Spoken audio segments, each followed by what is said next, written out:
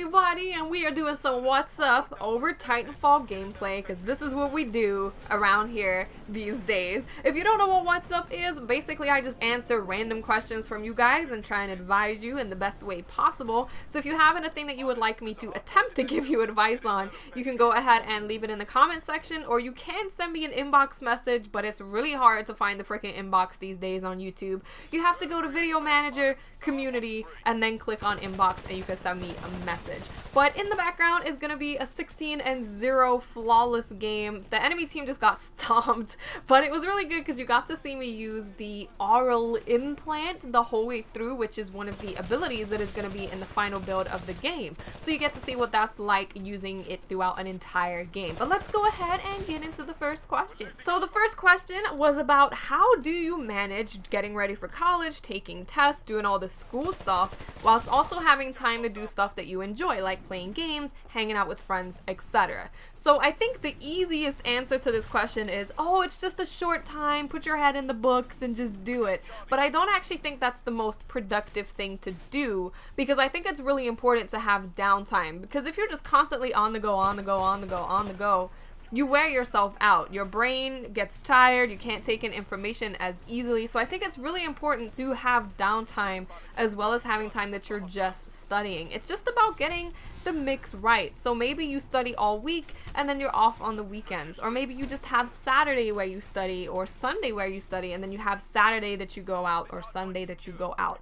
So I think you just need to find a schedule. I think the best thing to do is to organize your life. I know it seems weird having to organize like your every movements, but sometimes it can really help. So I found, for me personally, that it was always good to just set a schedule, like this is the day I'm gonna do this, this is the day I'm gonna do this, and this is my off day. I'm gonna chill, I'm gonna relax, I'm gonna do what I want to do and not feel guilty about it. So definitely try setting yourself a schedule and see if that does end up working out for you. I also found for me that having a specific day that I set that I just chill and relax, and the rest of the days I'm on it and doing work, also make sure that I don't feel guilty, because a lot of the time you can feel like, oh, I really should be doing this and I should be doing that. Whereas if you do say, okay, these are the days that I'm working, can't change that, it is what it is, and this is the day that I'm having off to do what I want to do, it kind of gets rid of those feelings of guilt. I know it definitely did for me, so I'm hopefully, that it can achieve the same for you. The next question was about how do you know when you're over your ex? And I think that this is a really difficult question to answer, because I feel that there's a big difference between being over your ex and being over the emotions that was left from that relationship that you were in. So I'll try my best to explain. So I was over my ex really quickly, and I knew that I was over him because imagining or picturing him being with another woman was like, I don't even care. Please do, so I can feel less guilty about the fact that I broke up with you. So, which sounds really bad. I know, I'm a horrible person. But I didn't care about him being with someone else. It really didn't bother me. I don't think he cared about me being with someone else either. We were equally over each other. And I think that's a really good tell as to if you're over someone or not. Because if you still have emotions for that person, you think about them being with someone else, it's like, oh, hell no. So I think that's a really good tell. Think about them being with someone else. Picture them doing the deed if you really need to. It's a little extreme, but you can try it. And if you feel jealous, then you're probably not over them.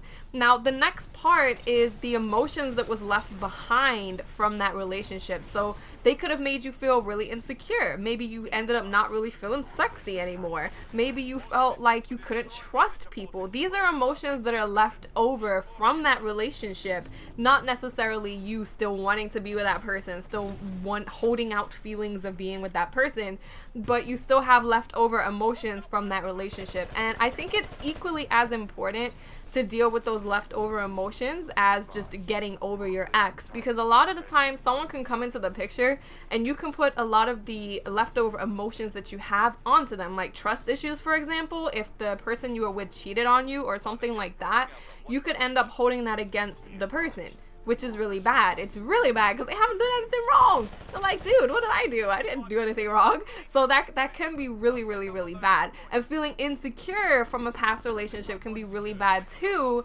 because it's not their fault that you're not feeling good about yourself. So I think it's really important to have time apart where you're just by yourself, you're single, you're working on stuff that you want to get done in your life, and then try and evaluate and analyze yourself.